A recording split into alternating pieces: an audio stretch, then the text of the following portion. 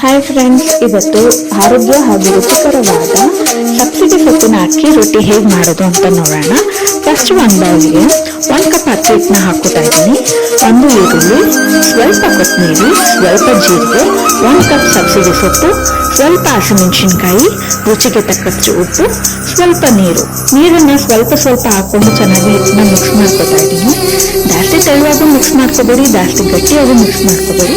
Next ನಾನಿಲ್ಲಿ 1 spoon ಎಣ್ಣೆನ ಹಾಕೊಂಡು ಚೆನ್ನಾಗಿ ಮಿಕ್ಸ್ ಮಾಡ್ಕೊತಾ ಇದ್ದೀನಿ.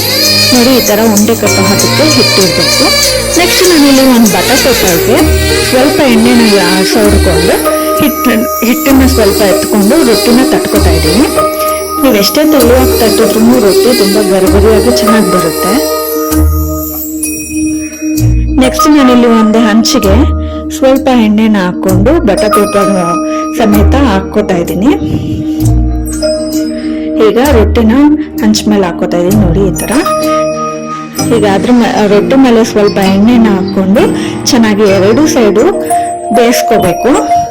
ಆನಂತರ 1 ಸ್ಪೂನ್ ತುಪ್ಪನ ಅದ್ರ ಮೇಲೆ ಹಾಕೊಂಡ್ರೆ ಸಬ್ಸಿಡಿ ಸೊಪ್ಪಿನ ಅಕ್ಕಿ ರೊಟ್ಟಿ ರೆಡಿ ಆಗಿದೆ. ಈ ವಿಡಿಯೋ ಇಷ್ಟ ಆಗಿದ್ದಲ್ಲಿ ಪ್ಲೀಸ್ ನಮ್ಮ ಚಾನಲ್ಗೆ ಸಬ್ಸ್ಕ್ರೈಬ್ ಆಗಿ, ಹಾಗೆ ಒಂದು ವಿಡಿಯೋಗೆ ಲೈಕ್ ಮಾಡಿ. Thank you.